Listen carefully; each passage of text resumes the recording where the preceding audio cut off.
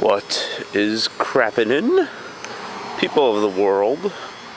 I figure I haven't done a walking vlog ever since I made my final walk to my other place when I did my other walking video logs. And, well, that, and I have a good amount of things I need to get off my chest. And number 3, I'm quite bored. I'm actually going out for a run right now. It's 6 in the morning. Heading to the track before it gets crowded, before they close it, for the Florida State track team practice that they do pretty much every day, and before the sun comes out, because I do not like drive. I don't like running in the sun. It's awful because sweat gets in my eyes through my sunglasses if I ever run during the day when it's bright out. So, anyways, on to the topic, I suppose. I was watching a DSP's video about him addressing his negativity that he's been privy to for the last couple of years behind the scenes on his website. It's about an hour and a half video. He talks about a lot of things, and he was just saying, make some videos, just saying your favorite DSP moment or whatever. I'm not going to do that here. I'm just going to do that. The video I'm going to do is just something like, I want to explain why positivity is so unpopular. And if it is popular, it's usually not real. It's really easy to be negative. Being negative about something you don't like,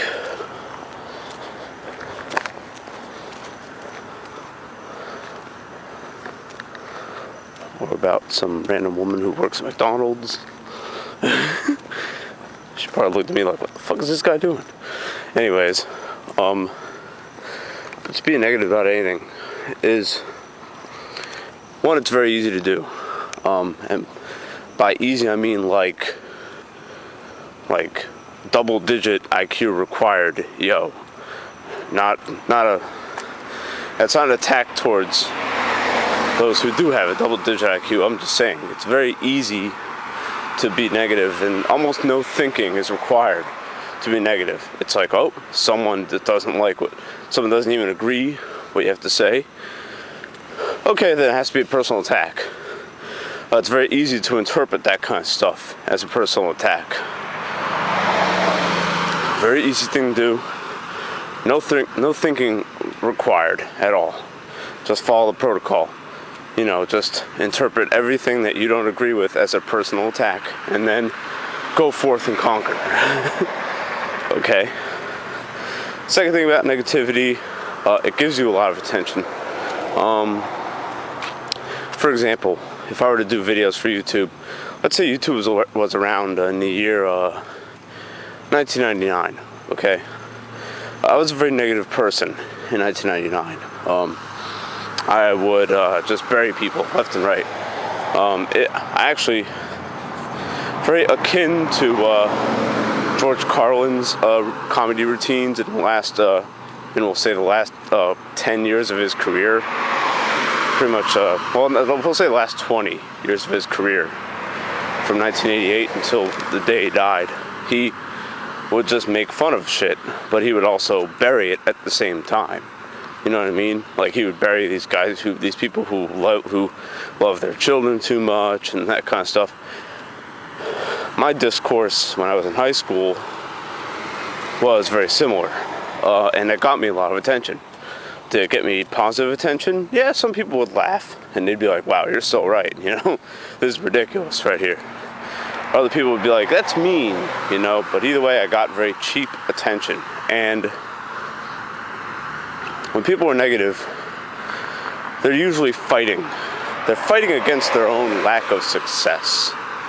For me, I've been through so much bullshit in my life that I just consider breathing a success. The fact that I'm able to walk on my own 2 feet and go for a run at the age of 31 after an adolescence of very bad decisions, or after an adolescence and a first half of my 20s of just bad decision after bad decision after bad decision with regards to both all three, my health, wealth, and my happiness. The fact that I'm still alive, for me, that's a success. But a lot of people don't measure it in that way. A lot of people measure it as something like, oh, I need to be famous, I need to be popular, I need to make millions of dollars, I need to cross the street, I need to, go to the McDonald's that that woman was working at or something, I need to let this SUV pass me or whatever.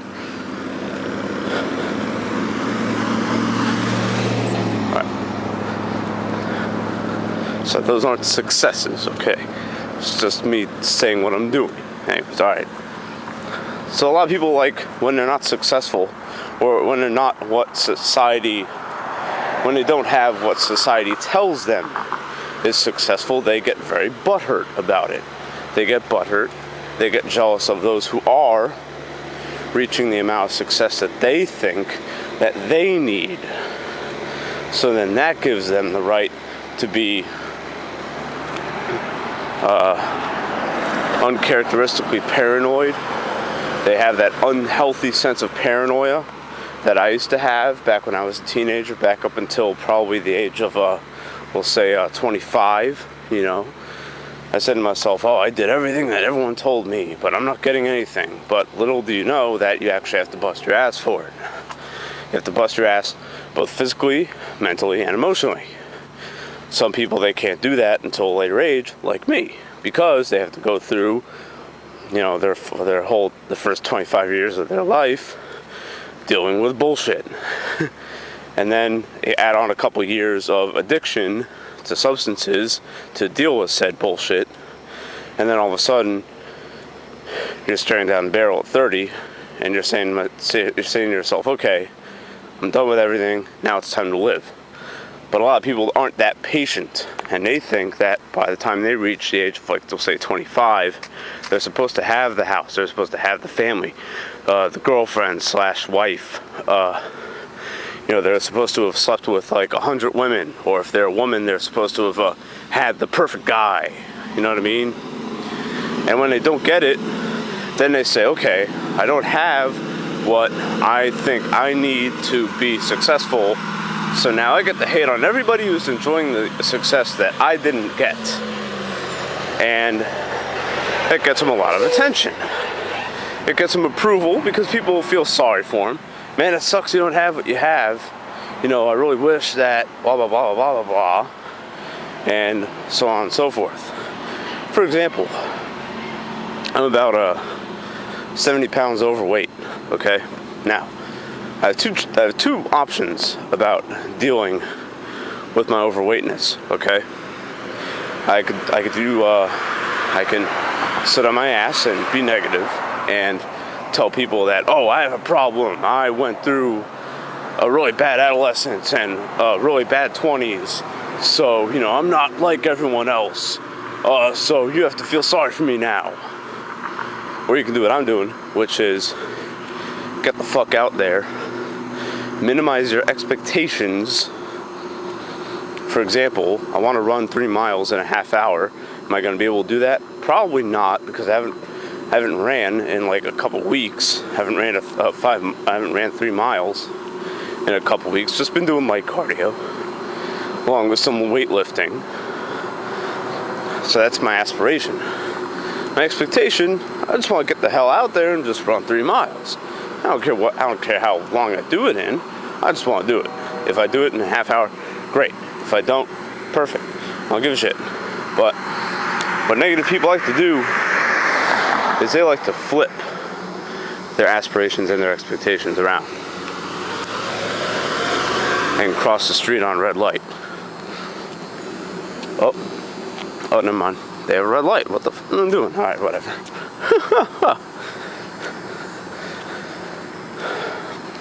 So what negative people like to do is they like to compare. They compare to everyone around them because everyone around them is so important, you know. And I was thinking like this, like that Chris fellow that DSP was talking about. See, I'm going to reveal the Illuminati here and explain why that Chris guy was resenting DSP for probably since 2010. Because here's a guy who made a website for him, built him a computer, a really shoddy computer, or so DSP says. Well, I don't know the whole truth. I can only look through it as in an objective light. Maybe it was well functioning, but whatever. But here's the thing: what was DSP doing, and what was this Chris fellow doing?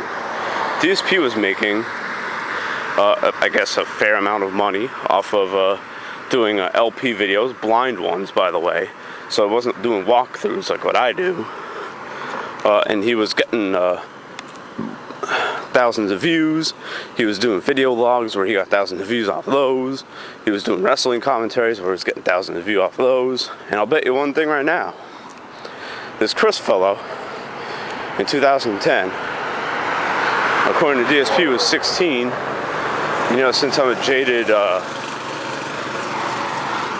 skeptical motherfucker, I'm gonna say this Chris fellow was probably in his 20s. Okay, let's just say he was in between 16 and 25. Okay, what do you think this Chris fellow was doing? I'll tell you what he was doing, or what he was probably doing. He was probably making these fan sites, trying to make money off of them because he didn't have the balls to do what DSP does, which is like, all right, let me drop everything. Let me, okay, it's cool that I got laid off from my job. Let me go ahead and, get my elbows in the mud and do videos on YouTube and see if I can make a living off of it. Not a lot of people can take that risk and come out on top from it. When I went back to college, it was probably one of the worst things I ever did because I flunked my classes. I took out thousands of dollars in student loans, and now I'm up shit's creek now. So that's akin to what DSP was doing. All right, this Chris fellow probably watched what DSP was doing. He was saying, "Man, I wish I could do this, but I'm not doing this. I'm just making websites. I'm still in school. I'm making computers. I'm not." All this guy does is just play video games, and he's getting a ton of money off of it. Hold up a second.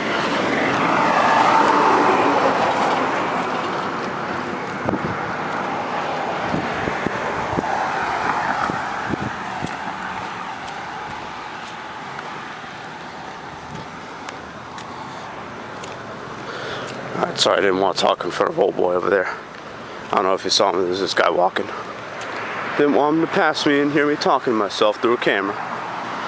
So that would have been weird. It was just looking familiar now, isn't it? Anyways, yeah, I'm walking to the track. Anyways, so when you have this fan site for this guy who you pretty much, you think in your own interpretation is making a lot of money, and you're not, and you get jealous because he's doing things that you wish you could be doing, and you watch this for months turn into years, and he's just cashing in on views that you think he's not busting his ass for, because perception's only reality when it's physical. I'll talk about that in another video, because that's, you think DSP's video is long. I'm gonna do a whole probably 2-hour manifesto about stuff that I believe in, and how I began to crawl out of burying myself 6 feet under. So that's gonna be a much different video. So this Chris fellow was like, man, I know what I could do to stop this. I can make hate videos about this guy. I can bury this guy, because that'll make me feel better, because I'm not doing as well as he is, and I'm jealous, so I gotta express myself. I gotta express my negativity, because if it doesn't, I heard that balled up negativity just gets worse and worse, which yes, it's true, but what those experts don't tell you is that most of the time this negativity is pretty much made up. It's a make-believe self-concept, and you don't need to agree with it. You can just end it, snap of a finger, just like that. Not even overnight, just a matter of seconds. You can reframe it, but a lot of people don't know that. What they instead do, they do the easy part, and they just act negative because it feeds into their ego, makes them feel good, and it makes them think that they're getting something out of it.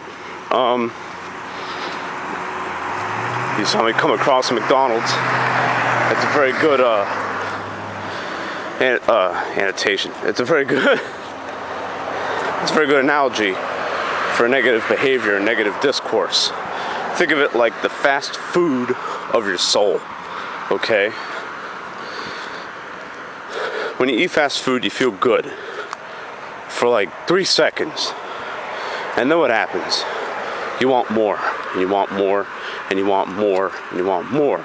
Because you just want to satisfy yourself, and you want to keep having that sense of stimulation. This is why so many things we think that we used to think historically aren't addictive substances. Now we're discovering that they are, and that anything, not just McDonald's, not just cigarettes, not just alcohol, not just hard drugs, not just marijuana, not just video games or whatever, not just TV. Anything can be addictive if you get enough stimulation from it. What kind of stimulation will you get from positive thinking if it's completely new to you? Here's the key. It has to be new to you. Positive thinking, for a lot of us, isn't new to us. Putting things in perspective is not old. It's not something that we've been socially trained to do. We are not socially trained to put things in perspective, focus on the now, focus on what you're doing at this moment. We're not socially trained to be productive 8 to 12 hours a day. We're certainly not socially trained to feel good about people who are doing better than us because you think you can learn something from them.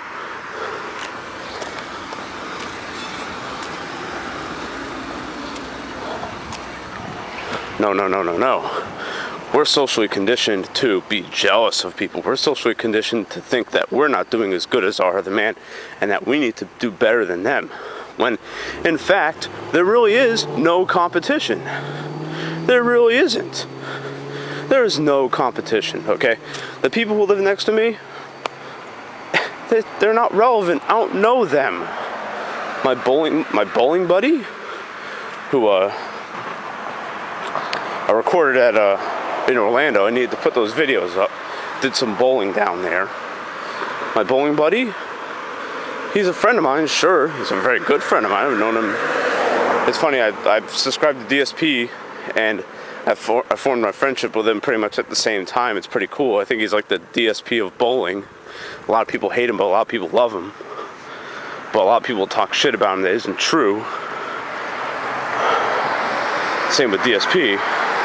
You know, yeah, he bowls better than me. He has a better job than me. But why should I hate him for that? He's my friend. You know what I mean? Why should I hate DSP for doing what he loves? And doing doing whatever he can do with the limitations he has. He has an injury, so he can't work 12 hours a day, 16 hours a day. He can't work a 9-to-5 job where he's on his feet. It'll hurt him critically. So what does he do? He does something different. I can't hate on him for that. How should I? Why should I? Why should I be jealous of any of that? Why not learn from it? Why not be like, you know what? I need to do videos like DSP does videos. Same with Real Social Dynamics, RSD. You know what I mean? These are guys who, before they even learned about cold approach pickup, probably dated and had sex with more women than I have had in my whole 30 years. Am I supposed to be jealous of them because they're more successful with women? What if I start doing what they're doing? What if I start modeling what they're doing? This way I can have the same success, or similar, or marginally better than my current success than they have.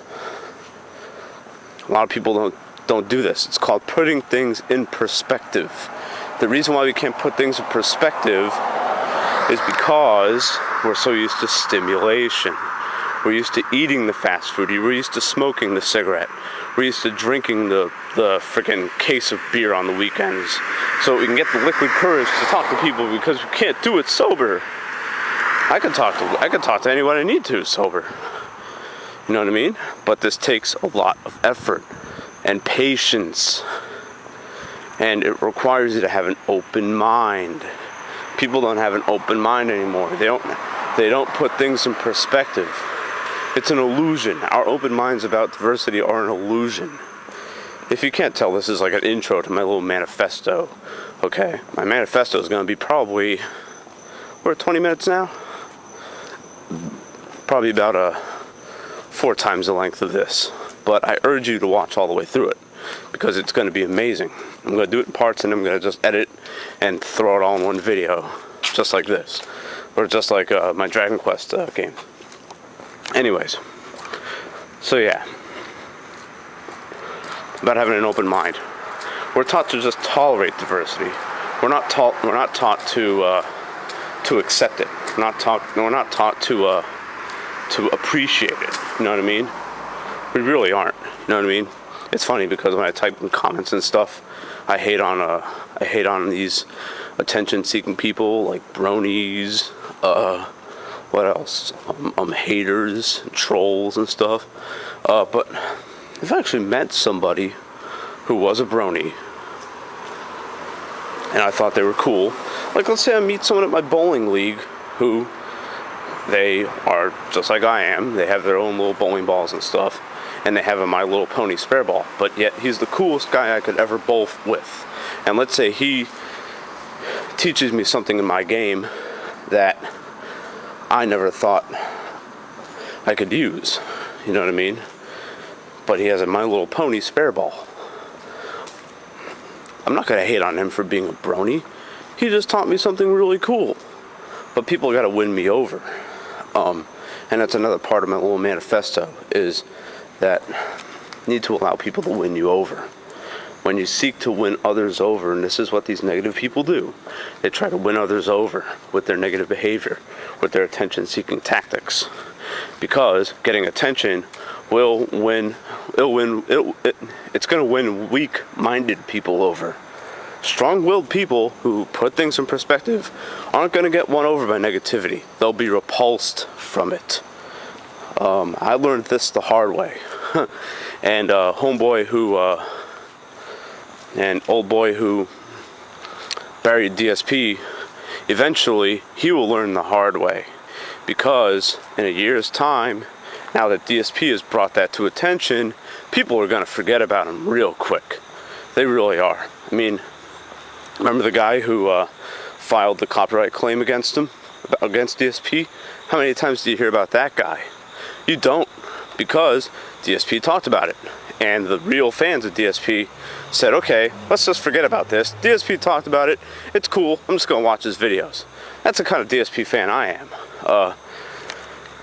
When I watch DSP's videos, I watch the stuff I like to watch from him. If he does a playthrough of a game that I don't really like, or that I never played before, or if it's just not the genre that I enjoy to watch, then I'll watch it. And that's what's called putting things in perspective and having an open mind. And it's a quality that is severely lacking on this planet, has lacked for several thousands of years, and it's really something that we need to address, something that we need to start doing, because it's a kind of a big deal. Because if we don't, let me tell you, you know that movie Idiocracy? If we don't start putting things in perspective and having an open mind and start treating our minds and our bodies and souls better, we'll become Idiocracy well before the time period that was shot in Idiocracy. I think it was like the year like 3005 or something like that. yeah, we'll be idiocracy well before then if we keep going on the road we're going, okay? So, yeah, all right, keep that in mind. Thank you for watching. If DSP, you're watching this, you're the man, you're my homeboy, you know, and good stuff like that. It takes a while for people to win me over, but with that hour-long video, DSP has definitely won me over. So, all right, I'm out of here. I'm about to go for a run. Peace.